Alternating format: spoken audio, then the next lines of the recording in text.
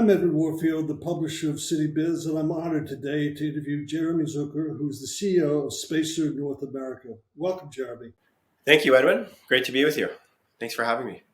Can you share the highlights of your entrepreneurial career, including WagJag, Where I Park, and Spacer? Yeah, absolutely. I think I've always been an entrepreneur at heart. I started my career as an entrepreneur and then had a short stint in private equity. But I left private equity and founded a company called WagJag, which was an e-commerce business. And fortunately for us, we were able to grow the business, and we sold it to a Canadian media company. And after that, I founded Where I Park, which is a marketplace for monthly parking. And following Where I Park, after we grew Where I Park over a number of years, and we've recently joined with Spacer Technologies, who acquired Where I Park. And so that's a couple of highlights on my entrepreneurial journey. Sure. Can you provide an introduction to Spacer Technologies?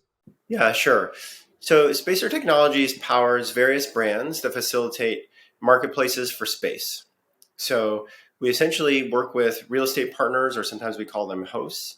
We take their excess capacity and then we rent it out through our platform to different individuals or fleets or different groups who can make use of that space. And so our technology and our platforms run the marketplaces for alternate space. And I saw one description that you're the Airbnb of the alternative asset space. What can you explain that? Yeah, for sure. So I think everyone's familiar with Airbnb. And essentially what we do is, rather than taking fancy mansions and properties like that, we actually take alternative space and primarily parking. So we work with long-term parking, monthly parking, and we take those kinds of assets from individuals who have a single space that's available all the way through to large REITs who own hundreds of buildings, and in each of those buildings they may have many excess capacity spaces. We'll take that kind of space and then we rent it out through our platforms. And so, what are the brands and the focus of those brands for Spacer Technologies? So when you say the brands, Spacer, Spacer USA, Parkhound, Where I Park.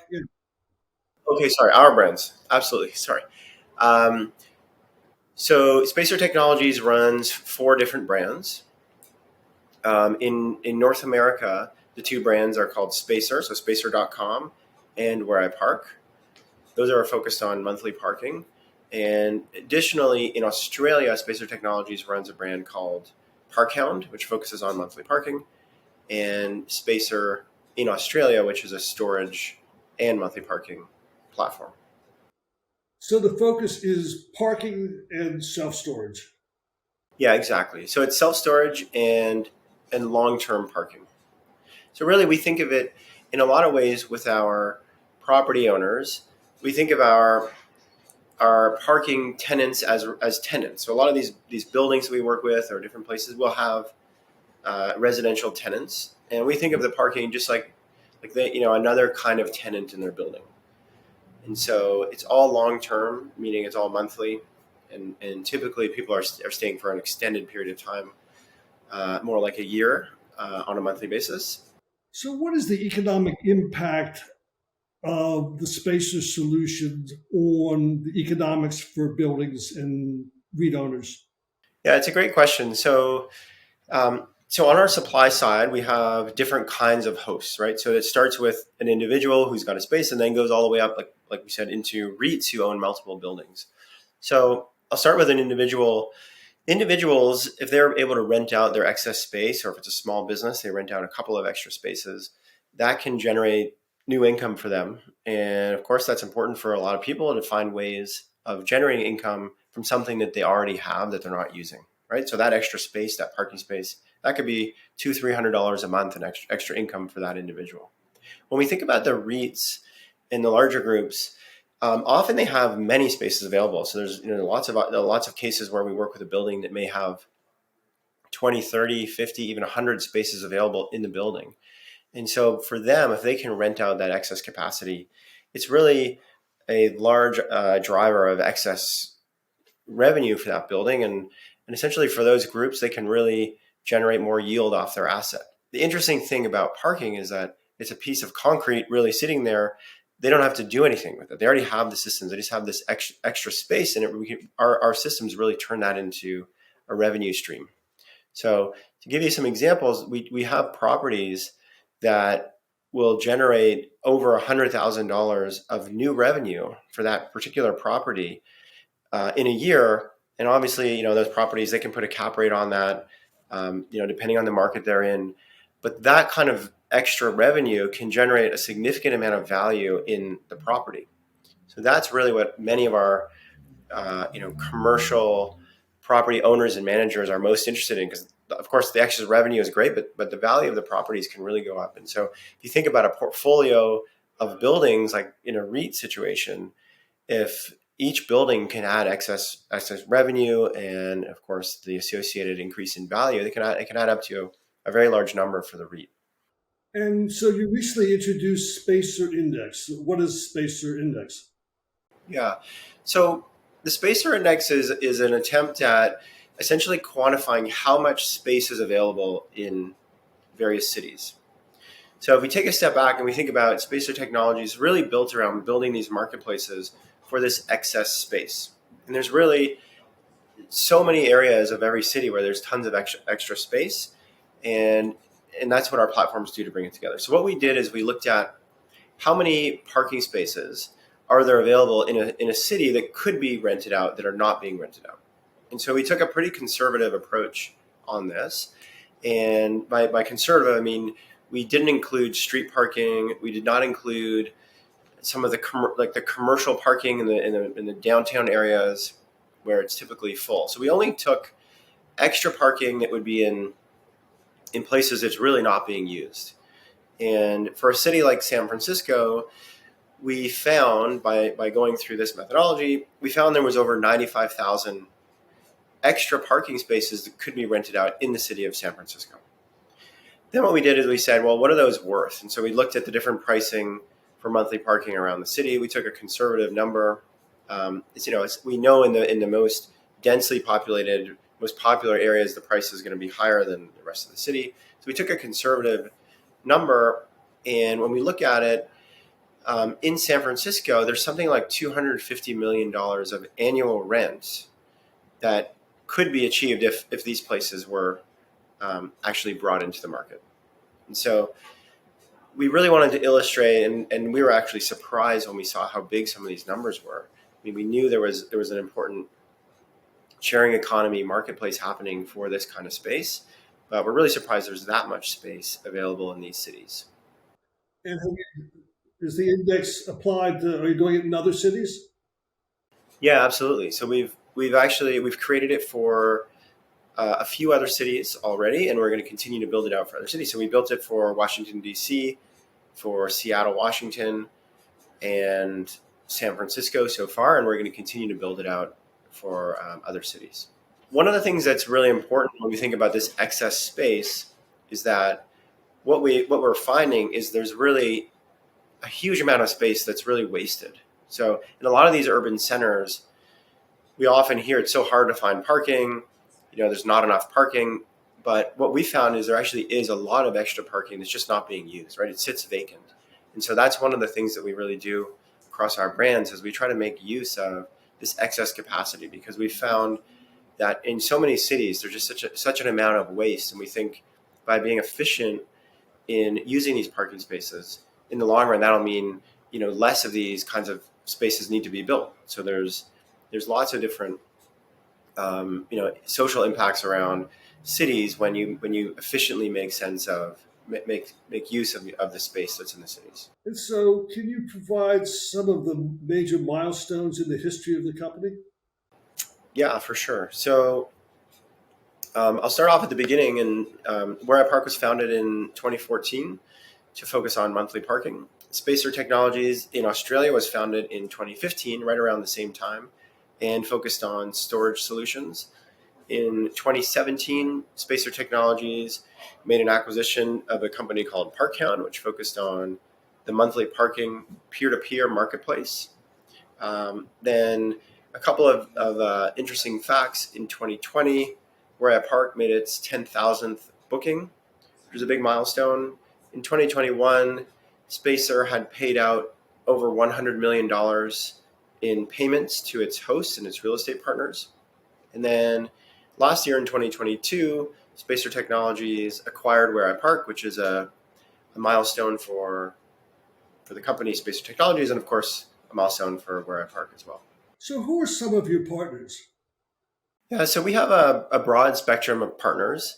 Some of those partners we think of are supply side partners, and they're hosts, so they provide real estate where we have the space that we can rent out. So those kinds of partners are some of the largest residential REITs in the country. We work with many of those groups. For example, we work with EQR, Avalon Bay, Essex Property Trust. There's just a couple of examples. But we work with many different large real estate owners and managers who have excess capacity in their properties, and we can help monetize that space. On the supply side, we also work with a number of different kinds of partners.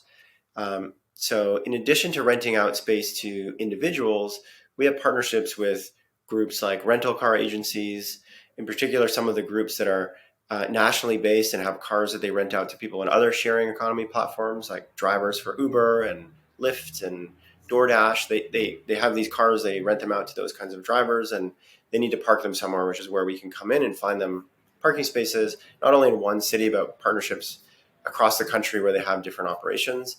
And then in addition to that, we work with a number of other kinds of groups, like construction groups that may have projects where they need parking for their employees and their trades who need to be there on time. You can imagine, people driving around not being able to find a space, and then they get to the site late.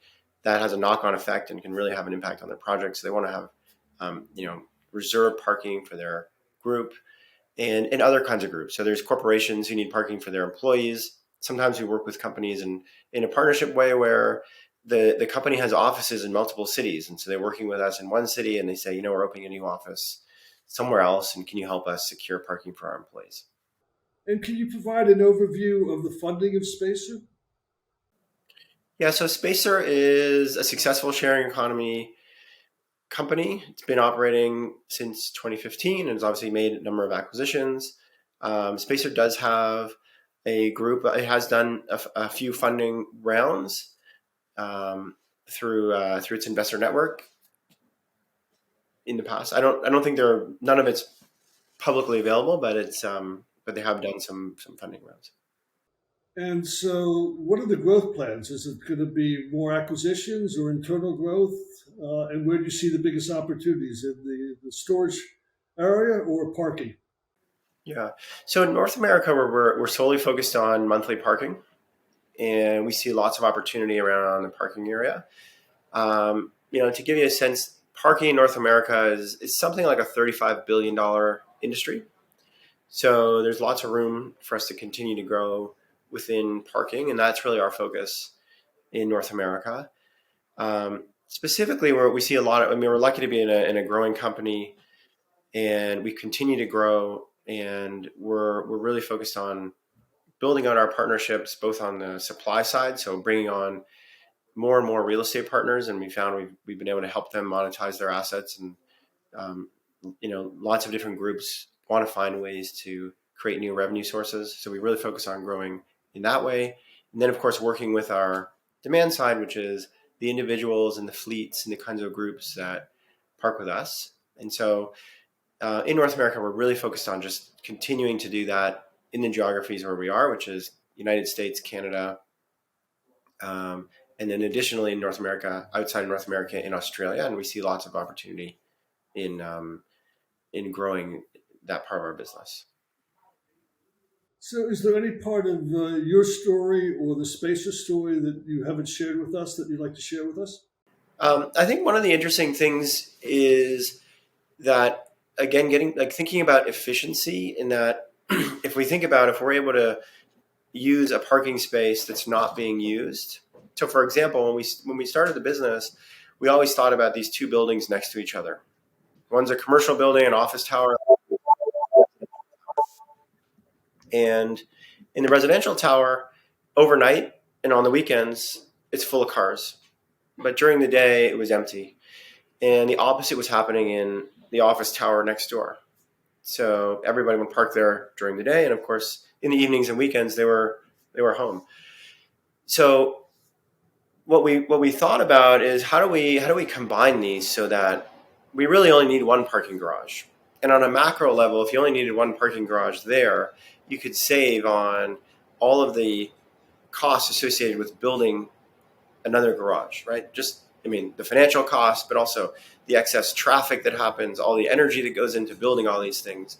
So we found as we built cities, we're putting all this energy into many assets that are just not being utilized near their capacity. So that's really what our platforms can help solve. And so we think by using this technology and using these platforms and sharing information across the platforms, we can really help make cities more efficient and just better for everyone. So I think that's a key thing, underscoring all of our platforms. Well, Jeremy, I want to thank you for sharing your story and your journey, and I'll make sure that next time I park or next time I'm in a storage space that I'll know the appropriate brand. So again, thank you for your time and sharing your story. Thank you very much. I really appreciate the opportunity.